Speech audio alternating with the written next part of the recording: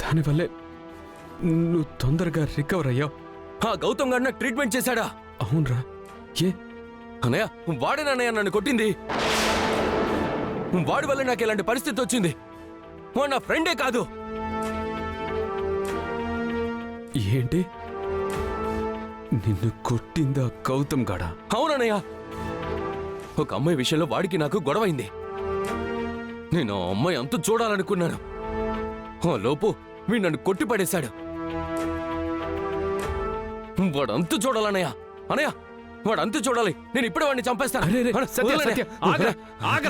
ఆగు. నువ్విప్పుడే కోమాలో నుంచి బయటికి వచ్చావు. కొంచెం కూల్ అవ్వు. లేదన్నయ్య, నేను వాడిని చంపేయాలి. వాడిని నేను చంపేయాలి. వాడి మీద నేను పగ తీర్చుకోవాలి. నా మాట విను. ఆ గౌతమ్ నీకు మాత్రమే కాదు, నాకు కూడా శత్రువే. నిన్నేం చేశాడన్నయ్య? నిన్ను కూడా కొట్టాడా? లేదురా, నేను ఒక అమ్మాయిని ఇష్టపడుతున్నాను. ఆ అమ్మాయి వాణ్ణి ప్రేమిస్తుంది. వాణ్ణి చంపేస్తేనే ఆ అమ్మాయి నాకు దక్కుతుంది. ఎవరన్నయ్య ఆ అమ్మాయి? చెప్పన్నయ్య, నేను తీసుకొస్తాను. నేను తీసుకొచ్చి మీ ఇద్దరికి పెళ్లి చేస్తాను.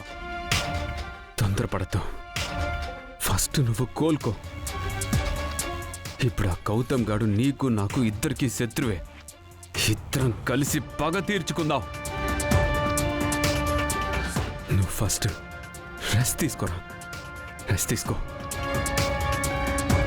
రే గౌతమ్, నాతోనే గేమ్స్ ఆడతావా? చెప్తా.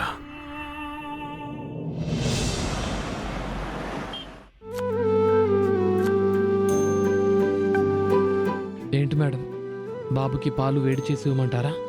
లేదు రాజుగారు, ఇంట్లో అందరూ ఎక్కడికి వెళ్లారు? కనిపించట్లేదు. గౌతమ్ బాబు పొద్దున్నే హాస్పిటల్కి వెళ్లారమ్మా. ఇందాకే అర్జున్ ప్రసాద్ సారు, పెద్దావిడ సుభద్ర మేడం షాపింగ్ మాల్ కని వెళ్లారు. ఏమైనా కావాలమ్మా? వద్దు రాజుగారు, బాబుకి ఈరోజు ముఖ్యమైన వ్యాక్సిన్ ఒకటి వేయించాలి. అందుకని హాస్పిటల్కి వెళ్ళాలి. చూస్తే ఇంట్లో ఎవరూ లేరు. ఏం చేయాలి? పోనీ నేను మీకు తోడుగా రానా మేడం? వద్దులేండి రాజుగారు, ఇంట్లో ఎవరో ఒకరు ఉండాలి కదా. బాబుని తీసుకుని నేను హాస్పిటల్కి వెళ్తాను. ఒంటరిగా ఎలా వెళ్తారు మేడం? పర్వాలేదు రాజుగారు, ఆటోలో వెళ్తాను. పోనీ గౌతమ్ బాబుకి ఫోన్ చేయండి మేడం, బాబు వస్తారు కదా. లేదు రాజుగారు, సార్ ఈరోజు హాస్పిటల్లో ఏదైనా ఇంపార్టెంట్ సర్జరీలో ఉండొచ్చు. చిన్న విషయమే కదా, ఇలా వెళ్ళి అలా వచ్చేస్తాను.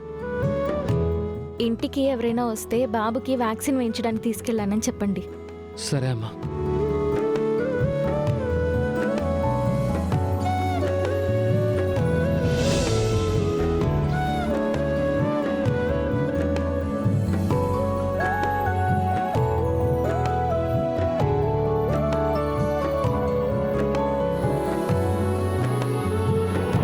Auto, auto.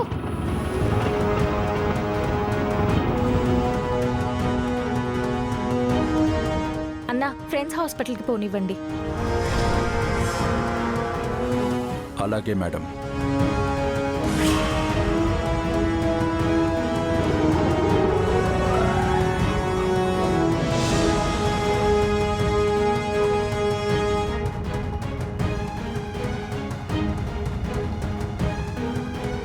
సత్య, ఇప్పుడు నీకెలా ఉందిరా? నేను బాగానే ఉన్నాను అన్నయ్య. ఎప్పుడెప్పుడు నేను ఆ గౌతమ్ గడి మీద పగ తీర్చుకుందామని ఎదురు చూస్తున్నాను. నన్ను పంపించనయ్య, వాణ్ణి చంపి సమాధిలో పూడ్చి చేసి వస్తాను. తొందరపడకు. నీకిందాకే చెప్పాను కదా, మనం ఏం చేసినా జాగ్రత్తగా చేయాలి. ఇంకా నేను ఆగలేనన్నయ్య. నన్ను ఇన్నాళ్ళు వాడు కోమలో పెట్టాడు. అలాంటి వాడిని అస్సలు వదలకూడదు. నన్ను పంపించనయ్య, వాడి శవాన్ని తీసుకొస్తాను. నువ్వక్కడికి వెళ్ళటం కాదు, వాణ్ణే ఇక్కడికి రప్పిద్దాం. నువ్వు స్పృహలోకి వచ్చావన్న సంగతి వాడికి ఇంకా తెలిసుండదు కాబట్టి నేనేం చెప్పినా వాడు నమ్ముతాడు, ఇక్కడికి వస్తాడు. అంటే వాడు రాగిని చంపేద్దామన్నయ్యా? ఆ అవకాశం నాకు ఇవ్వనయ్యా. నా చేతులతో వాడిని చంపేస్తాను. చంపడం కాదు, చావుకి బ్రతుక్కి మధ్య వాణ్ణి జీవశ్చవం చెయ్యాలి. అలాగే వాడి తల మీద కొట్టి లైఫ్ లాంగ్ వాడు కోమాలో ఉండేలా చెయ్యాలి.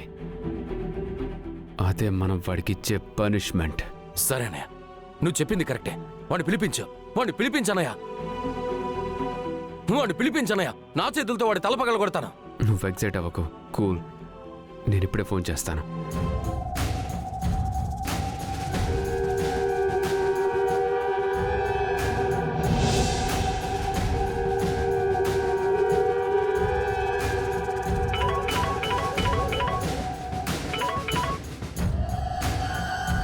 హాయ్ విక్రాంత్. హాయ్ గౌతమ్. సత్యకి ఎలా ఉంది?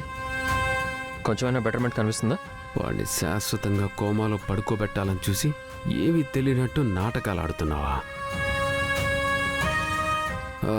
మీరు ఈ మధ్య మా తమ్ముడిని చూడ్డానికి రావట్లేదు? ఒకసారి రావచ్చు కదా. నేను ఇప్పుడు హాస్పిటల్కి వెళ్తున్నాను. ప్లీజ్ గౌతమ్, ఒక్కసారి మీరు చూసి వెళ్తే నాకు కొంచెం ధైర్యంగా ఉంటుంది. ప్లీజ్. సరే ఇప్పుడే వస్తున్నాను.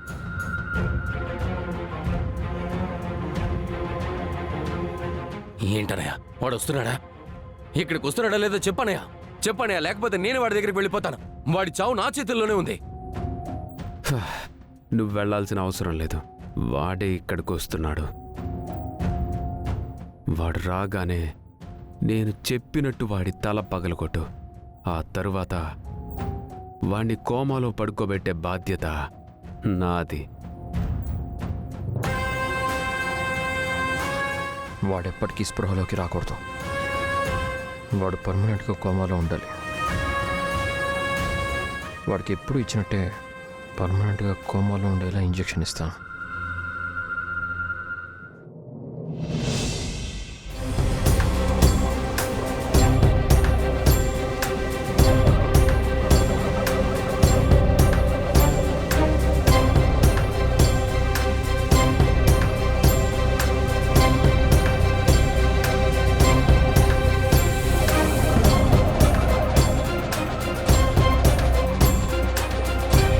అన్నా, ఫ్రెండ్స్ హాస్పిటల్ అటు కదా, ఇటు వెళ్తున్నారేంటి?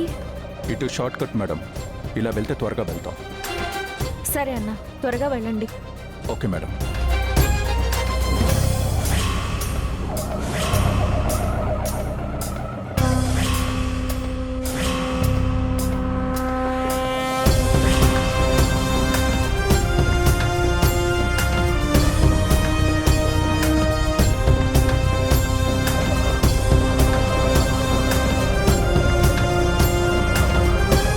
గౌతమ్ గడి కారులో ఉంది.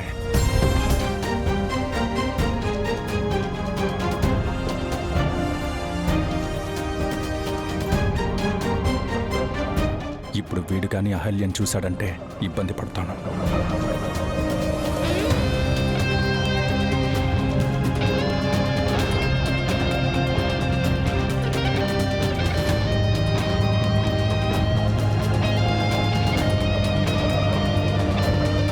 ఏమైందన్నా?